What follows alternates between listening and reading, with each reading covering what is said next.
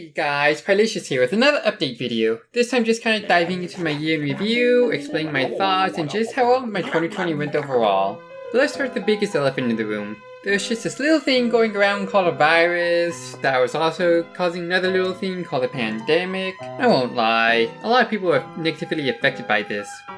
And while I would say a few aspects of my life were negatively impacted by this, I think overall this kind of helped improve my life.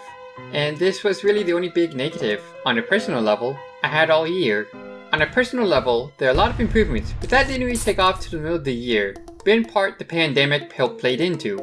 In America, the stimulus package for the first couple of weeks really helped me out, as it made more money from the stimulus package than it did in my actual job, which was working at a restaurant that was mostly closed down save for takeout, which I didn't work takeout. That helped me save a good amount of money, and the other second major thing that happened was that I moved out of my parents' house. I had been talking with a friend I met on Discord for like a year and a half ago at that point, and there had been a lot of stress-inducing things going on at home that really made it a very negative environment to live in, and wasn't helping out with college or like either.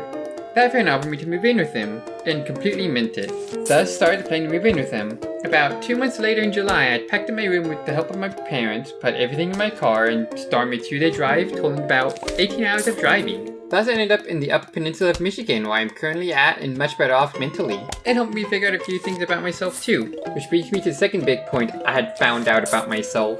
I prefer to go by feminine pronouns, and consider myself to be trans. This isn't so much something I struggled with mentally, it's just that I couldn't really accept and bring myself to that conclusion at home. But with the help of other friends online and the freedom to figure myself out, I was able to and am happy about it. These two big points are definitely the highlight of 2020 for me as a person, I would say. And while it made it overall a very good year for me, however, not all things were that good. On a professional level, in terms of streaming and content creation, 2020 did not work out very well. I didn't really stream for the first half of that year till I moved in with my new roommate. But once I just really struggled to grow as a creator in terms of popularity. Granted, my streaming schedule, while consistent, wasn't exactly ideal, so that could play a part in that. But also in December, I applied to Nichi Sanji to be a VTuber, but didn't make it past the application form part in judging before I was presumably turned down. At least at this point, I've lost hope in hearing back from them for their first rave. But there is some accomplishment in the streaming aspect as well. We got through the rest of the Borderlands series, finally capping off a series that took a couple years to go through. We had a fairly consistent schedule in terms of streaming that really stopped in December due to events going on then. We even had our first consistent subscriber. It was also a good time of realization on this front too. I was selling my voice and eventually my likeness to Twitch for what amounted to $1 a month by the time I decided to accuse myself in the affiliate program on Twitch to allow myself to multi-stream. Near the second year of me being affiliated, which in turn, again, allowed me to multi-stream and stream on both Twitch and YouTube. As well as I stream on Facebook Gaming, but I'm not huge on liking Facebook Gaming anyways. I hope to accomplish some goals this upcoming year on both ends.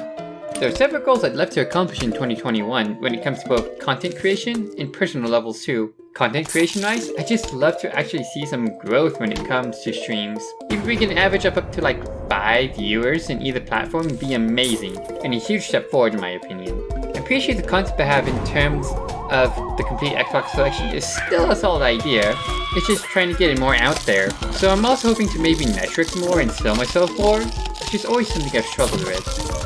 On top of that, I'd love to get a VTuber model for my Moogle and just use that, as I think it would fit my branding amazingly.